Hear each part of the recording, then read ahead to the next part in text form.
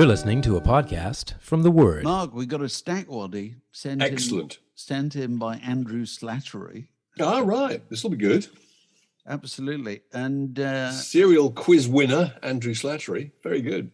Absolutely. And he asks you whether you can tell whether the following song titles were previously performed by the toothy banjo strumming comedian of Clitheroe in Lancashire, George Formby, or the mustachioed art bandit of California, Frank Zappa. Okay, you have to choose between the two. That's good. Is it George Formby? Is it Frank Zappa? I'll just give you a few from his copious. Shall I decide after each one? We might as well. Yeah, go on. After each one.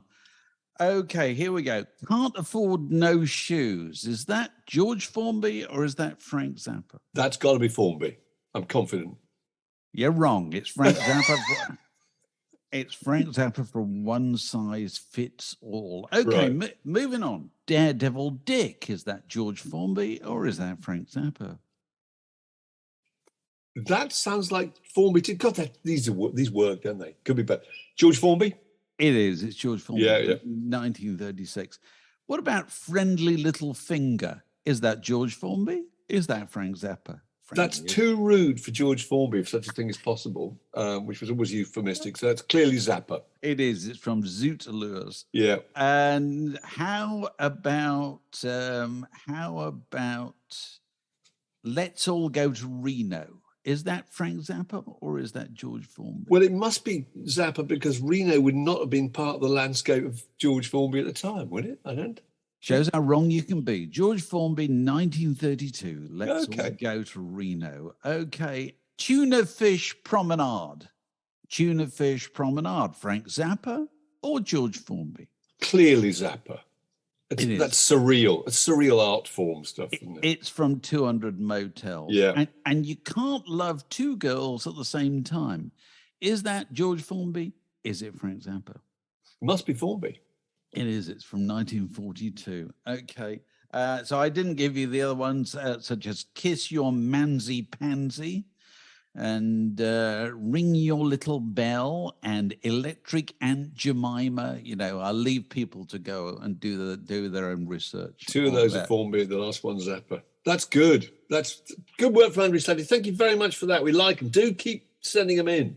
Absolutely. Always keen on a Stackwaddy, and that's a particularly good one. Great, Mark. I have hot news from Glastonbury. You know, our youngest daughter went to Glastonbury, and you very kindly gave her a kind of tutorial before she went to Glastonbury about how difficult it was. Some advice about where to charge your phone and all the important stuff, and how difficult it was to get cell phone reception and so forth. And you know, she's been there 48 hours. And I thought it was quite interesting because I received this communication via the family WhatsApp group yesterday evening while in Waitrose. And I thought it was remarkable that the Glastonbury Bill is incredibly long and incredibly inclusive in every possible way. You know, everybody you think of is there in some shape or form, in some tiny tent or main stage or whatever. And so my youngest daughter has been there for 48 hours and she was asked by her elder sister, you know, what's happening? Give us a summary. This is a summary. Are you ready? Here we go. Saw Texas. She was great. That's about it. Had some chips, had a sit down, had a Z's, did some sunbathing, went to the Stonehenge, saw some weird hippies. It was a great. Saw a building made out of fungus. I love that. Saw Texas. She was great. She was great. Oh, that's fantastic. She's out on a limb there. Well, I watched quite a bit of Glastonbury last night. Actually, we're recording this on the Saturday morning, so I saw a bit of the Friday night stuff, which is it's really interesting stuff. I mean, Arctic Monkeys, interesting. Although a cold experience, the Arctic Monkeys, they really are, and the Foo Fighters, surprise, sort of. But you know what? The absolutely. When I was at Select magazine, we always used to have this thing in the Glastonbury coverage about who won Glastonbury. You know, who won? Who produced the moment that was the most immortal? The most enduring. And I think it may already have been won by Sparks when they brought on for The Girl Is Crying in Her Latte.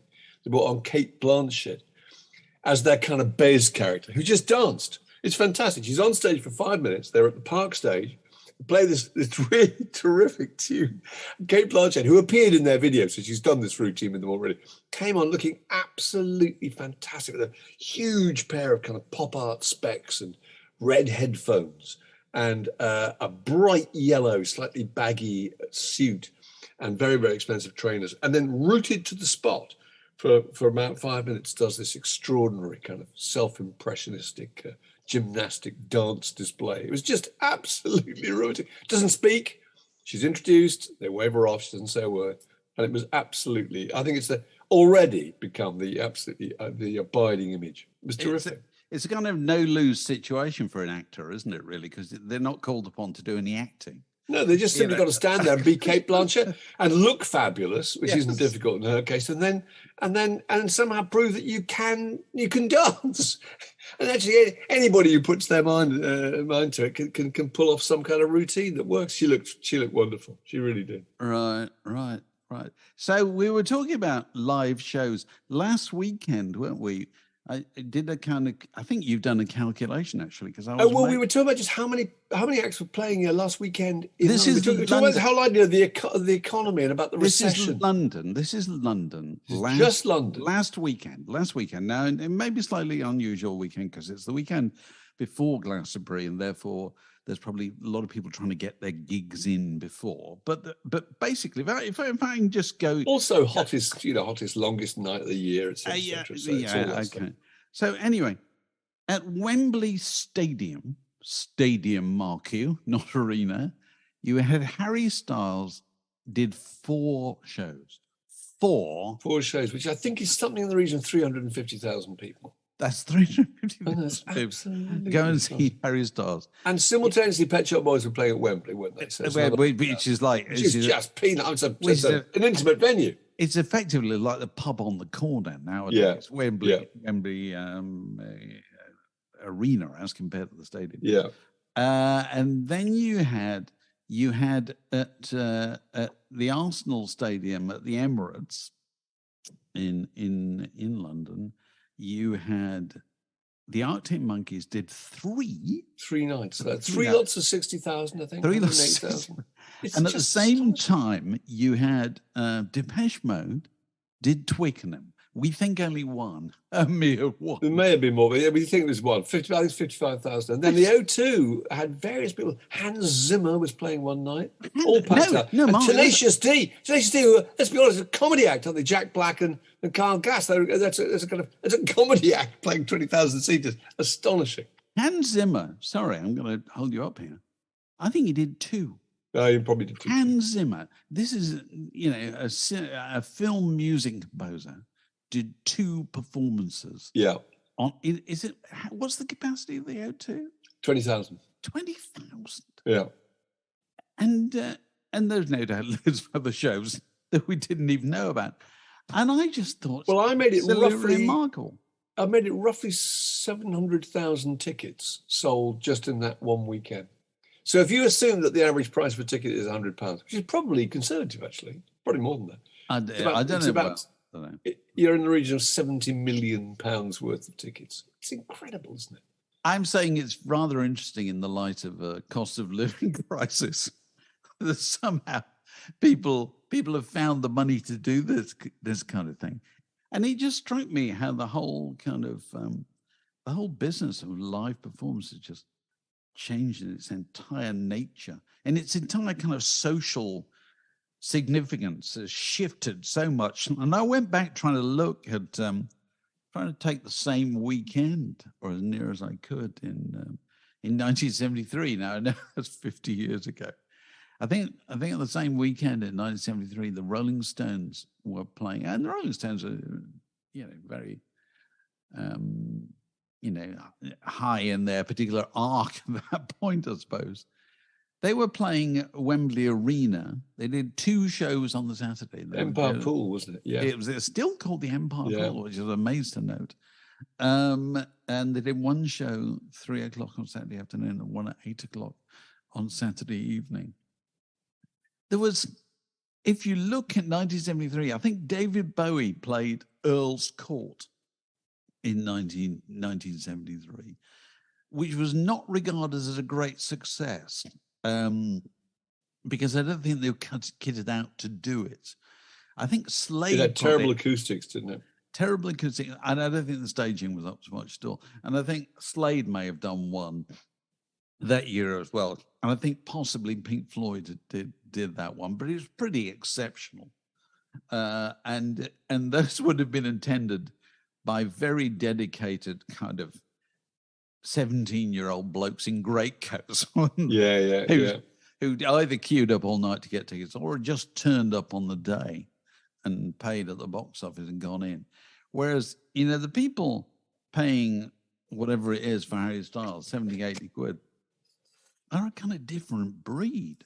For a start, I'm guessing a huge number of them did not pay for the tickets themselves, because they're younger and they don't have access to whatever it costs. Well, that's a whole new part of the economy, isn't it? It's parents being able to afford the tickets, which means that obviously you can rack up the prices because there's more of a sense of limitless funds there, really.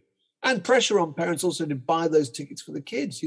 Oh my God, our mates have got their daughter's ticket for Taylor Swift. We've got to do the same. So that's another way of possibility of making even more money, isn't it? You see, is that pressure, or is that just a recognition of the fact that the most powerful force in society nowadays is what we, jokingly refer to as FOMO? It is. People really are worried about missing out. Oh, but that's a social media thing, isn't it? Because if you don't go to, whatever it is, Beyonce, then you're being bombarded by other people who did, particularly your mates, and that must be agony. No, but Mark, okay, Taylor Swift has just announced a load of shows, hasn't she, in London? Which, for a start, do you know when these shows are, Mark? Do you know when these shows are? They're next year at this time, okay? That's right. I want you to imagine going back 20 years and saying, Taylor Swift is clearly massively popular, particularly with young women. No doubt about that at all. But the idea that 20 years ago, you would have got people to say, okay, in a year's time, I expect to be just as enthusiastic as I am now.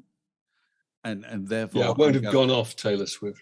Or anything, And I would guess that enormous numbers of middle-aged, probably more blokes than women right now, are spending their weekend desperately trying to find out how they can get Taylor Swift tickets for their daughter, how much those cost is not part of the issue. But in order whatever it costs, the important thing is to get them. In order to please their daughter. Yeah. In order to have their standing in the eyes of their family. Yeah, the daddy did the right thing, unlike other dads. Yeah. So their kind of great-grandfathers, whatever, used to go out in the woods to shoot game or whatever. Yeah. They hunted and gathered. That's right. Come back and sling a dead pheasant on the table. These people are now at the family computer, enter again and again and again to try and get on some kind of list to register in order to have the right. Yeah, you've got to register first, which is apparently incredibly stressful. Absolutely. And, in order to volunteer to be bombarded by junk mail absolutely any time in the future that, future tours want to sell their services to you, it's an absolutely extraordinary state of affairs. And what I was thinking, the really interesting parallel is that, it's very easy to say this is the kind of mad greed of a few individuals in the music business. I honestly don't think it's as simple as that. The acts are trying to make money the only way the acts can make money. And, the promoters and the ticket firms and so forth trying to get some kind of margin out of a business where the acts take all the money, because that's the way the deal, the way the deal is. But the most important force in this is not the acts. It's us. It's what we think we have to do, and how much we think we have to pay for it. It's what we're prepared to pay, isn't it? Because people can accuse the acts of charging too much, but they're only charging what people are prepared to pay for. So therefore, you can't. I mean, obviously, it's a huge amount, but that's the case. It's like that whole thing about the dynamic pricing. You know, that if you didn't do the dynamic pricing, there would be a load of scalpers buying $1,000 tickets and selling them trying to sell them for $5,000. You're effectively doing the same thing yourself because you know there's a market for it. At least some of that money is going to go back to the band. Absolutely. But the parallel, which struck me yesterday, is let's talk about weddings, Mark. Okay, let's move this from Taylor Swift and Bruce Springsteen and whoever. Just talk about weddings. I want you to think about the weddings you went to 30 years ago or 40 years ago. When did you get married? You got married 1982. 1982. Very nice wedding. We came ourselves. We came ourselves. All the smash hit staff. It was fantastic. Absolutely. Took place in Winchester, didn't it? Winchester? Yeah, it did. You're right. Winchester. Yeah. Okay. Church service. And then we went to a nice little hotel, and there was a lunch, and there were a few speeches. We got in a Ford Escort. We drove off on a motoring holiday of northern France. About shaving foam on the 4 o'clock in the afternoon. 4 o'clock in the afternoon. That was, and listen, that was a nice middle-class wedding, wasn't it? In Very small scale. Yeah. Yeah, in 1983. When did you say it was? 83? 82. 82. And I want you to imagine the same kind of event nowadays. That would not be considered adequate, would it? For a start, there would be hen nights. There'd be hen weekends. There'd be stag weekends. There'd be in Prague. They'd last a week. There'd be a rehearsal. They'd require 5 different costume changes, one of which has a duck or a penguin. Yeah. There would be a rehearsal dinner. Oh, yeah. All that kind of thing. There might even be a meeting of the major participants without the happy couple the following day. Yeah. All those things have just grown and grown and grown. There'd be a fireworks show. And the one thing, a mini festival. There'd be a DJ. The one thing there would certainly be is a do on the Saturday evening, at which the bride and groom would be there. It'd be a massive, great party, you know. Yeah. And you and Claire would probably be invited to lead the dancing and all that kind of thing. Yeah. All that stuff. That's all come along in the last 30 years. All that stuff. And that's all part of the same forces that drive concert tickets, which is we want everything to be mad special. And we're prepared to pay a fortune for things to be mad special. We're prepared to go into debt for things to be mad special.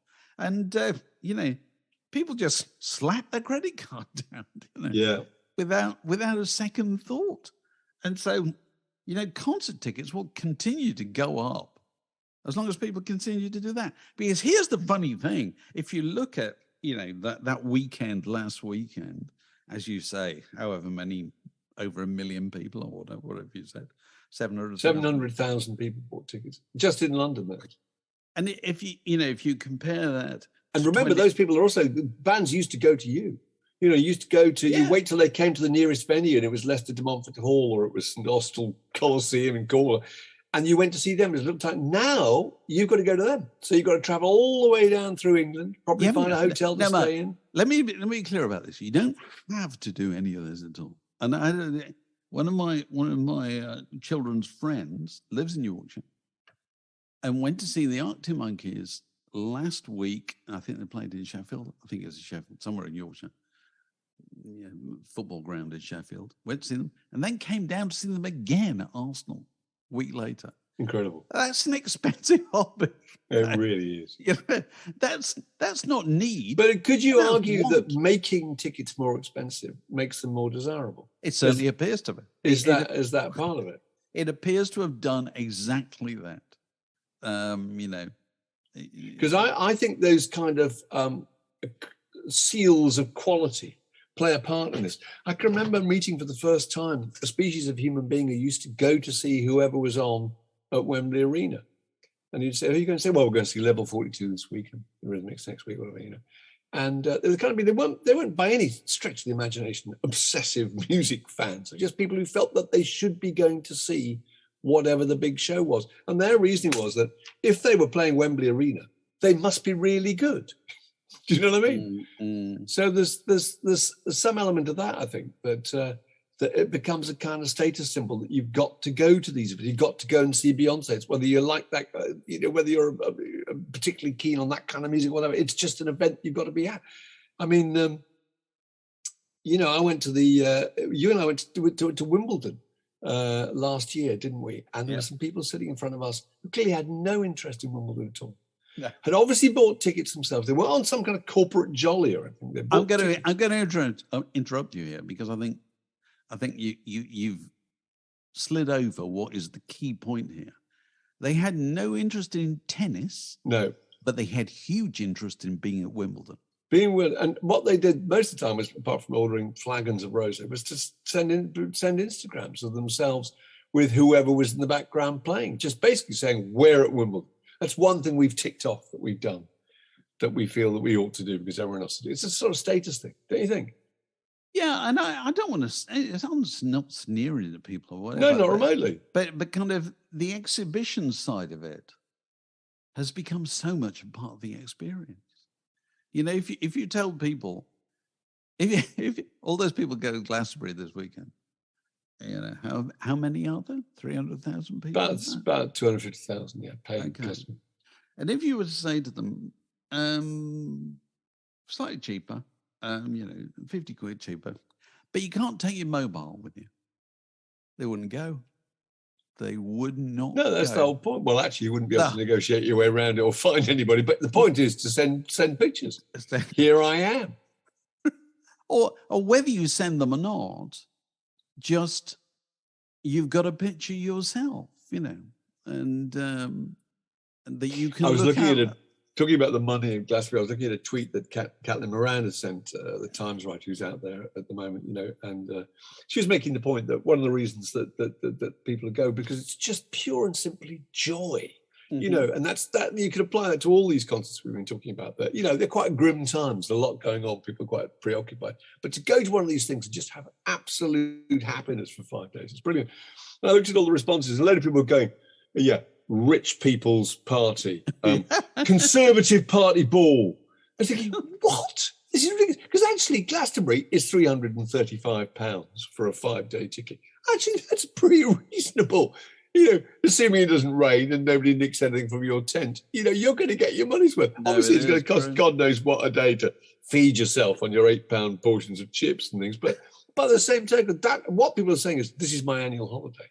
If you said, would you spend £700 on an annual holiday? Yes, you would. So why not you just go to Glastonbury and that's it? You camp at Glastonbury. Brilliant idea. So, no, it's comparatively reasonable. Well, it's like football. Whenever I go to football, if you go to Premier League football, I only go occasionally when somebody asks me or something, somebody's got a spare ticket. And I sit there and I love it. I love it. It's brilliant spectacle. It's great drama, all that. But I look around me and I think, these people are doing this every single week. Yeah. They're paying for annual season tickets. They're buying replica thousands shirts, of pounds. All that kind of stuff. There is nothing. I don't divert that much money to anything. But although I suppose it's fair to say we all choose what are the things we kind of, that series Parks and Recreation? Yeah.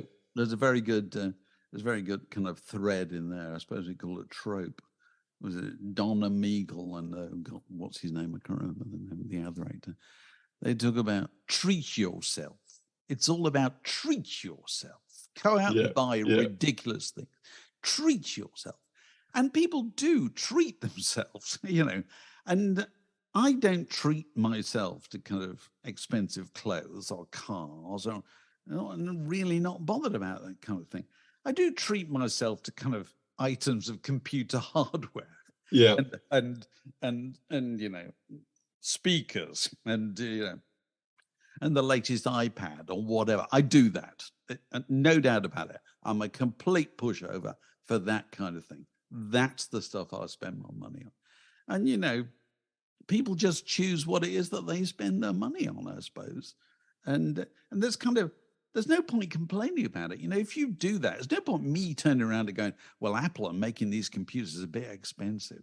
Well, fine, don't buy them. Well, don't buy them. Exactly the same with the concerts. Okay, the Springsteen ticket seems pricey, but if that's the case, it's like we were talking about this yesterday, weren't we? All these people who say, I've seen Springsteen 140 times and I'm not going anymore because it's too small. Well, then don't go.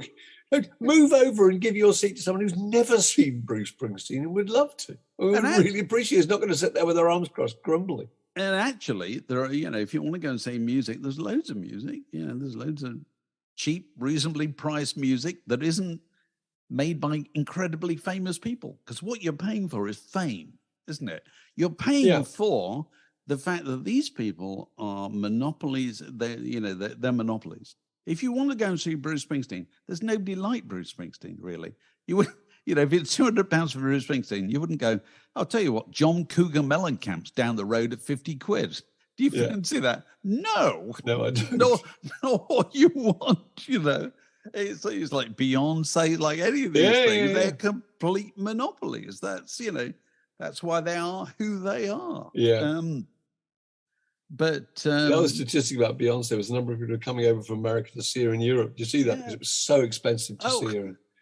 I'm sure it's more expensive to fly to Sweden or to stay in a hotel. And that's the economy, business generated by those things. There was a statistic about Taylor Swift's tour, which I think it was that the total economic impact of the tour was going to reach $4.6 billion. So that's everywhere she goes. When she played in Chicago recently, the occupancy was 98%. So 98% of every available place you could rent to stay was sold out. So if you imagine that, the booze, the food, the taxis, the hotels, it's phenomenal, isn't it?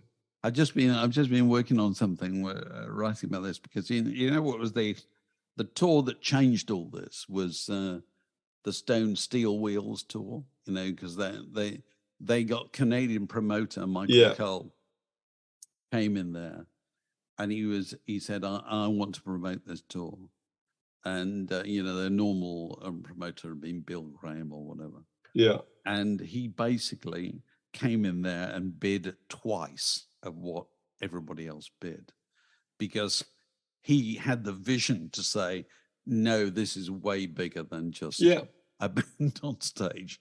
This is about merchandise. Yeah, and he'd also factored in the fact you could adjust the cost of the Stones tickets and people would still buy them. Yeah. Because there's only one Rolling Stone.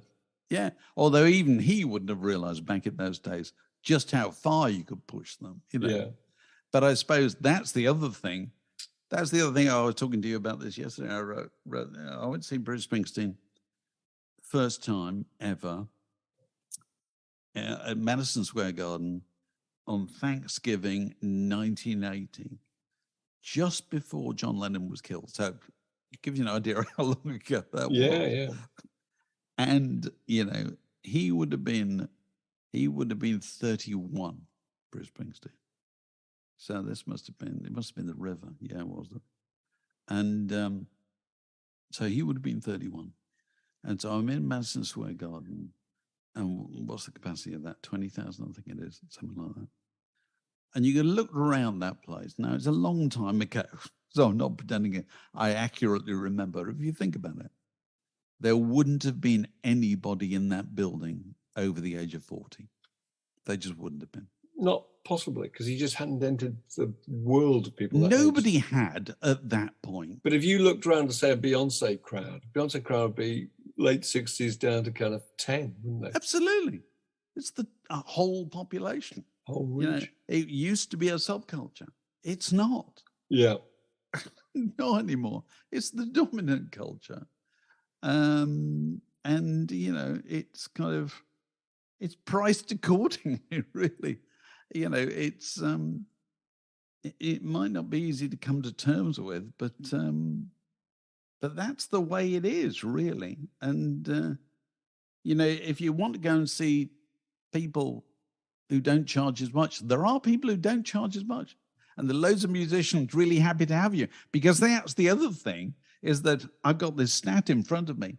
In 1981, so roughly when I saw Springsteen then, the top 1% of artists took 26% of all the concert revenue, okay? Right across the market. The top 1% took 26%. By 2003, and that's 20 years ago, the top 1% were taking 56%. So if What do you want to be now? I can't imagine. But, well, let's say it's 70. Yeah.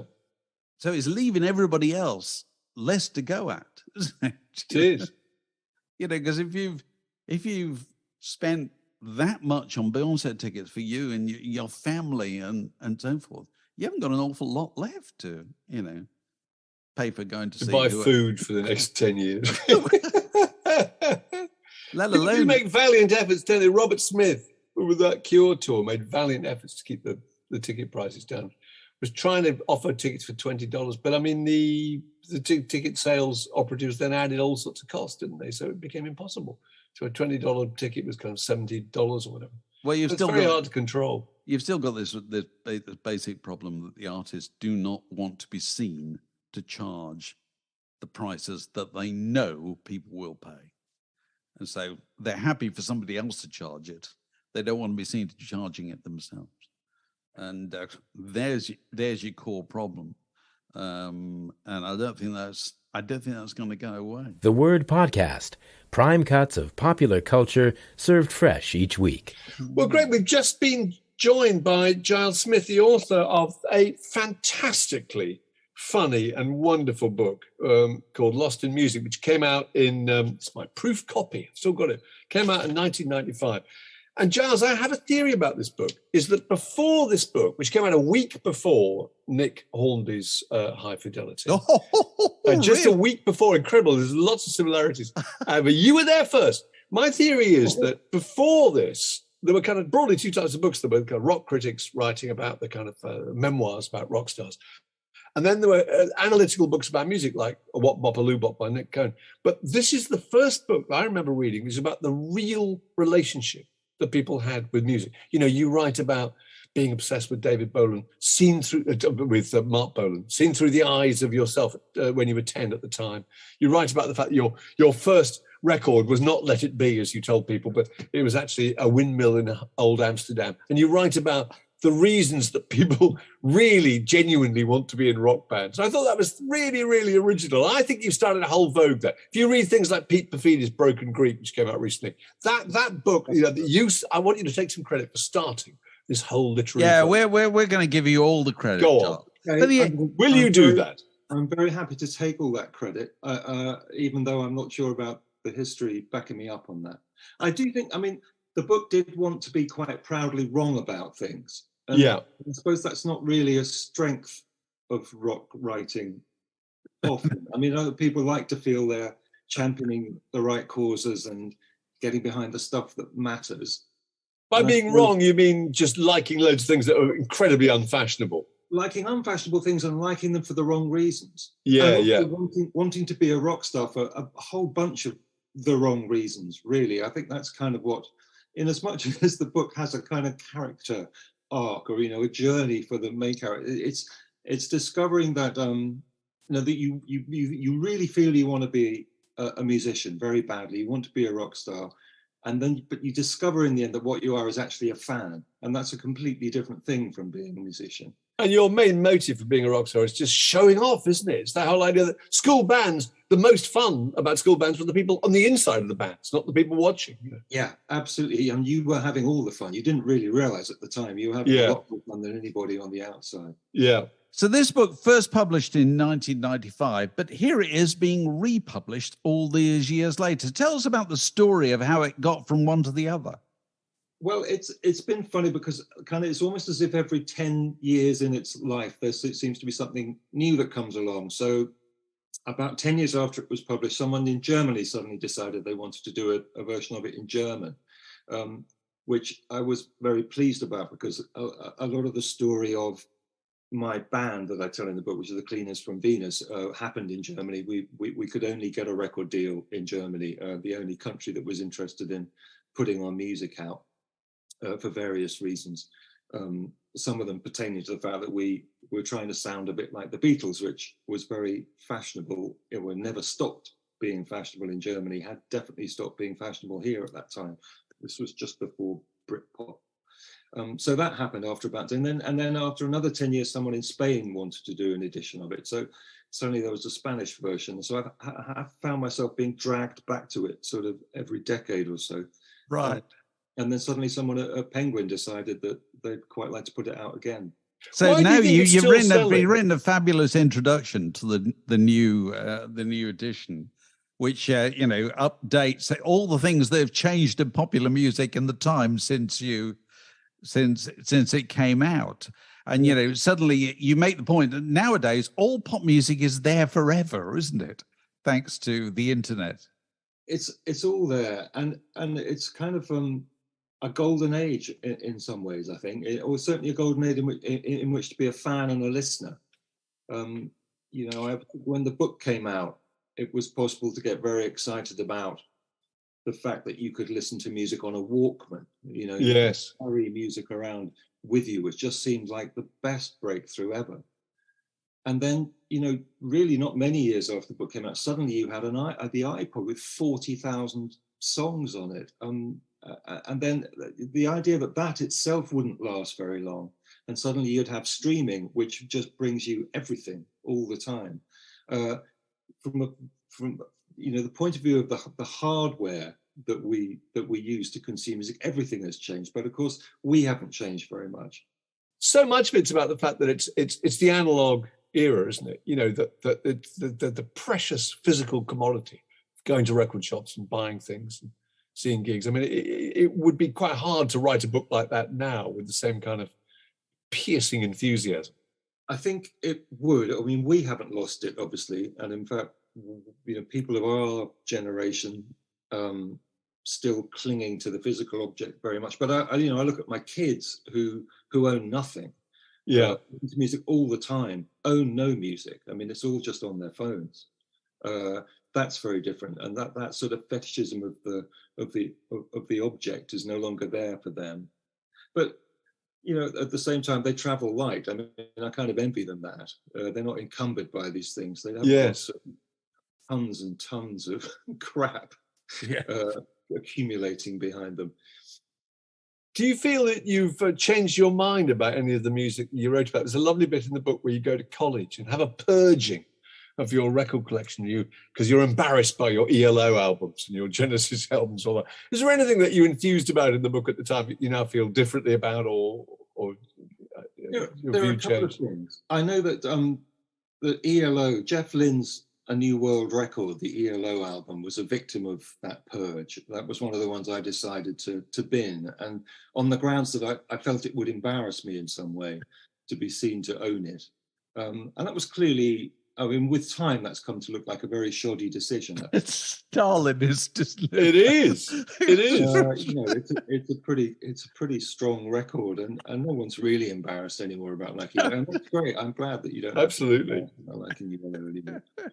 I like your bit in your new introduction about, is it down in the tube station at midnight? You recognise the fact that you've gone off that. Yes. Because you talk about. It seemed like a piece of gritty social realism at the time, but now I realise it was somebody making up a situation that would literally never happen in life. That's right. This occurred to me only really much later. It did. I thought Paul Weller was this great. He's writing about these things that we all, know and understand and have never been written about in song before. But then you look at the lyrics of that song, and there's this person taking a curry home on the tube at midnight. I mean, it doesn't seem to be actually anything anyone has ever done. I mean, would you ever use the tube to transport a curry home? I don't think you would. And then the wife is apparently at home polishing wine glasses. Yeah. At midnight. I mean, is she really? She's waited up that long. Why is she polishing wine glasses for a takeaway curry? And the whole thing does actually collapse. Yeah. When you slightly poke it. And I suppose, I've gone off that a little. The reason people write books and the reason people publish books is fuss. We all love the fuss, don't you? You write over here about having done sparsely attended book events in bookshops. Have you got any of those planned for the reissue of it? Well, I'm very nervous about that. There's been talk of all sorts of things, including possibly play. The idea seems to be that I could go to a bookshop and maybe play some old Cleaners from Venus tunes. And I so What, reform the band? reform You and Martin Newell. He'd be thrilled. That's not going to happen. He would exactly be very. He would be less than thrilled, and I would be less than thrilled. So I really hope it's not going to happen, but I am anticipating that whole being wheeled out into a bookshop in front of two people and deciding to go to Pizza Express instead. Because that's very much the world of book promotion. We've all done that, Giles. Yeah. We've all done that. There's no disgrace in that whatsoever. It's just fantastic to see the book out once again. And people who enjoyed it really before will is. enjoy it even more. And Anyone listening who hasn't read it, it is simply, I reread it every few years and still get the same amount of pleasure from it. It's just wonderful. So Lost in Music, Giles Smith. Thanks very much, Giles. The Word Podcast, walking the digital dog since 2007. Yeah. And we have been joined by birthday guest Blaine Allen, all the way from sunny Canada. Blaine, lovely to see you. It's not the birthday today, is it? Sorry? Is it the birthday today? No, it was last week. Was it celebrated in some particular way? Oh, we had pizza. Oh my God! You devil! Oh wow! Oh my God! The slippery slope from pizza. My goodness! God, it'll be fish and chips next. It's Yeah. a gateway drug. It's a gateway drug, pizza. Brilliant. So look, you've got a question you want to toss on the conversational fire. Well, which one would you like? Well, the one we like the one about what Record you're going to collection. do with your record collection. What's your Oh, question? well. Give us the question. Well, we are all of a certain age, and of course, David is sitting in front of a massive collection. I remember we spoke about this last year that I had a reasonable collection, and I've wondered. You've raised this, but never really dealt with it. What are your estate plans for your vinyl? Estate plan. I like that. Estate plan. Shall I tell you? You go first. I was only thinking about this this morning before your question came in, actually, and I was remembering that my wife and I first made wills when we first had children, which is like 40 years ago or whatever, and it's all very straightforward. Mine goes to her, hers goes to me. All that standard stuff. There's nothing specified, but we put on the will, one of the executors was to be a very old friend of mine, very old work colleague of mine. And why was he there? Just purely because he would know what to do with the records. Now, bear in mind, this is quite a long time ago, and there will be fewer records. But anyway, the idea was Steve was going to be on there as an executor, so he'd know what to do with the records. And I have to tell you the sad news that he died 23 years ago, 22 years ago. So, you know what I mean? You never know what's going to happen with anything. Yeah. And, with all wills, we will all have had experience of being beneficiaries of wills or being involved with wills in one way or another. And what we do know is it never turns out the way anybody expects. We made a will the first will about 30 years ago. And in that, we gave an itemized album to various of our best pals. You were on it, Dave, actually. And what did I get? I can't tell you.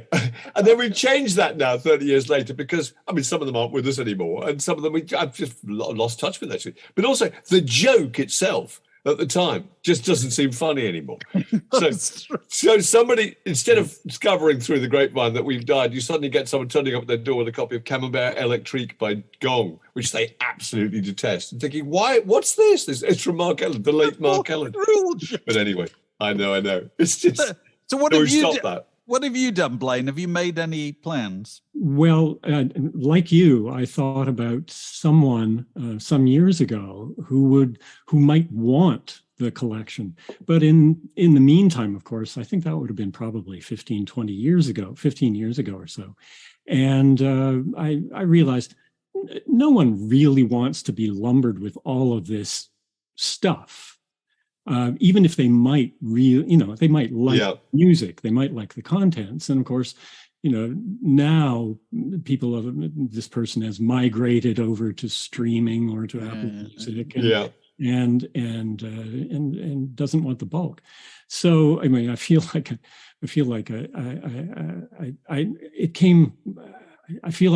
I'm doing something honorable.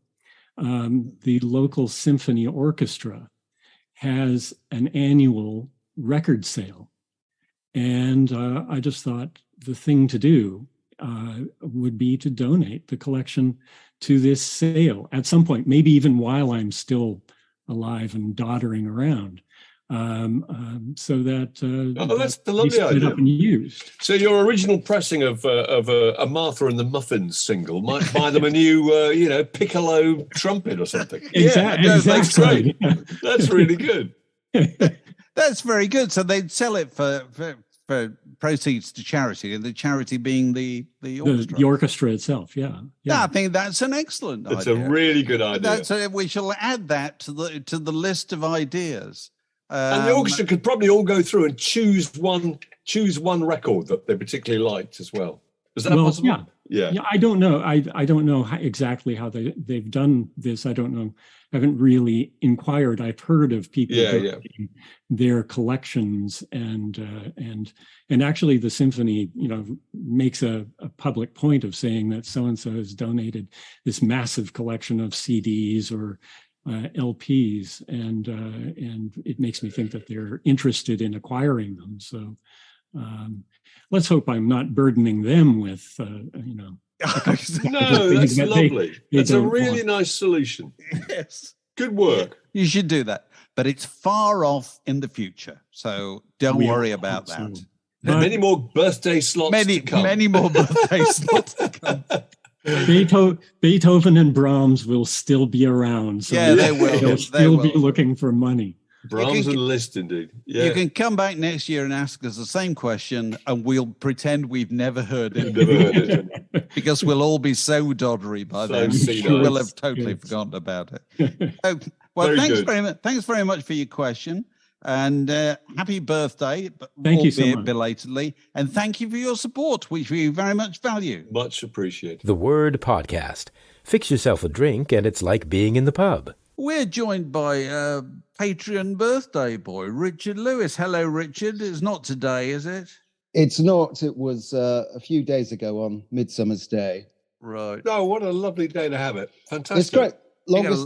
Longest day of the year, so it's a good birthday to have. Absolutely. Now, we traditionally ask our birthday guests if they've got a conversational log they care to throw on the fire or a question posed to the jury. What have you got, Richard?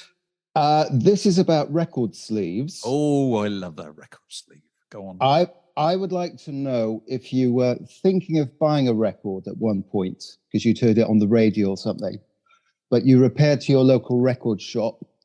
You saw the cover and you thought, no, I'm not having this. That's a really good question. It's a very, very good question. Have you got one, Mark? Well, I can remember whatever I would have been, about 13, I think, going to try and buy a copy of 40 Blue Fingers, freshly packed and ready to serve by Chicken Shack, and having to pause for quite a long time when you see the tin with the blue fingers in it. On a supermarket shelf, and it took a bit of courage to buy that. The one I remember, although I don't think I was going to buy it, but the most horrific sleeve I remember was one by Tofat. Do you remember that, Dave? Oh, I do. Tofat had an album in 1970. What a terrible name for a band! And it was a load of people kind of naked with their naked torsos, and their heads had been removed and replaced by a toe. Yes. And if anybody listening has never seen that sleeve, Google it, and actually don't, because you'll never get it out of your head. It'll disturb you for weeks. That's awful. It's a hypnosis cover. That was one of the ideas that they had kicking around. And the Debbie Harry cuckoo sleeve. Yes, which I happen to have in this room. Actually. You've got that there. Yeah. You see, that's an interesting case. That's a woman whose solo career was completely destroyed by the cover. Of that album. Cover of her face with skewers going through it. Oh my God, and coming out the other side. It was absolutely repulsive. And a deliberate thing on her part, was kind of like, it's not all about the way I look, it's about my art. And people thought, I don't know about this. Are you sure? Oh. No, I don't mean that kind of, but I mean, there was an element of her being self-mutilated that did not help anyway. Have you got an example, Richard? You must have had this experience yourself. Go on. Absolutely. When I was having my brief teenage heavy metal phase, I used to listen religiously to the Friday Rock Show with Tommy Vance. TV on radio. The larynx on legs. Thomas the Vance. Thomas the Vance. And he played the title track by 2112 by Rush. All right. And I loved it. I thought it's 20-minute long track, but it was kind of science fiction and sound effects about this dystopian future where music's banned. Great stuff. And I thought it was brilliant. So I went along to my HMV, and the cover itself wasn't so bad, but if you flip the sleeve over, there was a shot of the band, and they looked so appalling. They were in their kind of 70s pomp. Right. And they're all dressed in white silk. They got tight white silk flares on, but they're wearing what looked like a series of kimonos, up into the chest. And the drummer Neil Peart has got this horrible Dick Dastardly mustache. Yes. And I just thought, I can't take this home. I can't put this next to my Madness albums and all my punk stuff. So you never bought it? It's interesting because the other thing is that business of taking things home. I was thinking about this a lot, recently. I don't think I never bought Jimi Hendrix's Electric Ladyland because it was entirely just too embarrassing. Naked women, and my mother would not in the house. I don't think, Whereas when I'd left home, I remember I bought the first the Blind Faith album without a hint of embarrassment or anything like that, And crikey, no. I know, no, but actually, at the time, it didn't seem that frightful for some reason. God knows. Now it seems absolutely. You can hardly better look at it. Absolutely.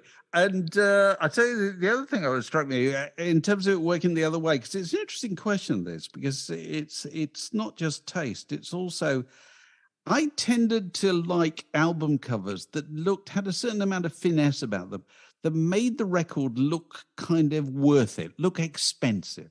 I didn't like things that looked cheap. I realised that. That's my like Pet Sounds then. Well, yeah, Pet Sounds, yeah. Worst example. Pretty poor one. But the first Frank Zappa record I ever bought was Hot Rats. And I make no bones about it. It's because the sleeve was fantastic. Yeah, it was fantastic. Wow. And it just looked crisp and confident, and it didn't look overly zany or anything like that. And I realized also, in thinking about your question this morning, I used to want to buy a Funkadelic record. This is in the 70s, and I used to get near the covers and think, no, I'm not buying a Funkadelic, because they just look cheap. Yeah, it looked like a student's joke, and I couldn't. They look like one of those Top of the Pops covers albums, Oh God, absolutely awful. I think it's interesting because you can have great album crap cover like Pet Sounds, but it's never the other way around. You never get a stinker of an album, but really great cover. No, it's true. That's true. If the music's rotten, it kind of kills any hope of the sleeve being any good. Yeah. But it doesn't happen with movies or books. No. You can have I love collecting trashy old pulp novels of the 50s and 60s. So I've got these books like Beatnik Orgy. Oh, great. Or I was a communist junkie rent boy. And things lovely. like that. Yeah, and that's fantastic. They have these wonderfully lurid covers, but the contents of the book are never going to match up to the title or the cover. And it's the same like a Morrissey song, isn't it? Once you've got the title, you've got 95% of the entertainment is already there. Don't really need to hear it, actually. But it is a key difference between the packaging of books and the packaging of records, certainly as was, that, as I always think, that they republish George Orwell's 1984 every 20 years with a totally different cover. They try and make it up to date. So it'll be done with a kind of Me Too cover or whatever TikTok, a social trend or whatever. Nobody is going to do that with Sgt. Pepper. Nobody's going to take an old Jimi Hendrix record and give it a cover for the modern era, because somehow classic old rock and roll records, doesn't matter when they were made, they never look dated at all. If they're regarded as enough of a classic, if we feel strongly enough about the music, the graphics never look dated, ever. You know, they just exist in a dimension all on their own. It's an interesting topic, Richard. I'm glad you've raised it. I feel we've done an important social service in airing these issues in case anybody gets worried about them. And very nice to talk to you, and thank you for your continued support. And we look forward to talking to you next year. Talk to you next year. Happy birthday again. Blanchett, can I recommend a quick book? Go on, if I may. Talking of books, this is the collected George Melly autobiographies. Right. Absolutely fantastic, because if you think debauched behavior by bands started with the Rolling Stones. No. The stuff he gets up to here with kind of... Also, the bisexual marriage, wasn't there? You know. Yeah. But it's all... all... one of my favourite Time Out headlines, Eat, Drink and Be Melly. This picture of him at a restaurant tucking away the strong booze. He talks about having all these knee tremblers in alleyways with the jazz groupies. And the best one of the groupies is called Mucky Alice. Yeah, absolutely. That's superb. It's very old school. I think it's probably in that book that he famously said when his sexual desire began to wane in later years, he said, "Thank goodness, I felt as if I'd gone round for the last 40 years strapped to a lunatic." That's right. And wasn't he also the author of the great line about Mick Jagger? He said, laughter lines, there's nothing as that funny. Talking about Mick Jagger's face. Go on. One further thing on George Melly. I interviewed George Melly, in later years. It is how he lives in Shepherd's Bush. And he didn't stir much from his chair. I don't think his health was great, but he liked regaling journalists. And I turned up to interview in the morning about 10 o'clock at a appointed time. And he was sitting in his front room wearing a kind of caftan, effectively. I can't imagine. So he didn't have to wear anything underneath it, I would imagine. And after about an hour, it's getting towards 11 o'clock, he says, "Do you fancy a sherry?" And I said, yeah, why not? And nobody had offered me a sherry in years. Of course, a sherry round Shea Melly, let me tell you, was a generous tumbler, pretty major schooner.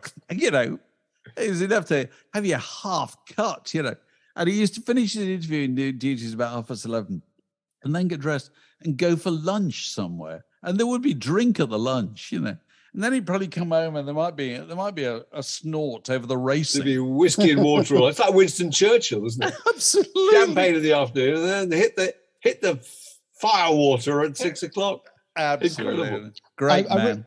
I recently painted him for my book on swearing, I think I mentioned last time. All right. Because he was one of the defendants in the Oz trial. Yes, he was. And he had to define to the judge what cunnilingus was. Cunnilingus. Yeah, like it's a cough medicine. Yes. And he's brilliant. It's like, gobbling, my lord, going down. And then he said, or as we used to say, my naval days, yodeling in the canyon. Oh my God. No. Yodeling in the canyon. He should have called that his autobiography. He should. Absolutely. Well, thanks very much for that tremendous note, on that bombshell. Thanks so much.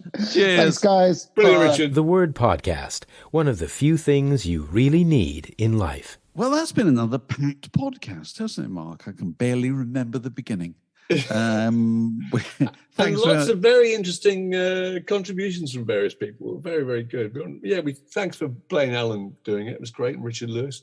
Yes. Just that Giles Smith. And I have to reiterate, Giles's book is magnificent. Yep. It really is. And a real game changer. As I say, it came out a week before Nick Hornby's High Fidelity. But he's not bitter. He's not, no, it's perfect. He got there first. And they're very similar. There's a scene in both books in a record store, which is extraordinarily similar, talking about the arrogant staff being rude to people who come in and buy George Benson records or whatever. That's me. Absolutely true. Yeah, I'm sure that was the HMV. Those are my people. So that's Giles Smith's book, Lost in Music, which is reissued. It's available right now. If you'd like to be featured as one of our birthday guests, you have to be a Patreon supporter. And if you want to know about how to be a Patreon supporter, if you go to www.patreon.com/wordinyour, you can find out how you can be involved and also spread the sum of human happiness far and wide. So make sure you do that. This podcast was brought to you by The Word.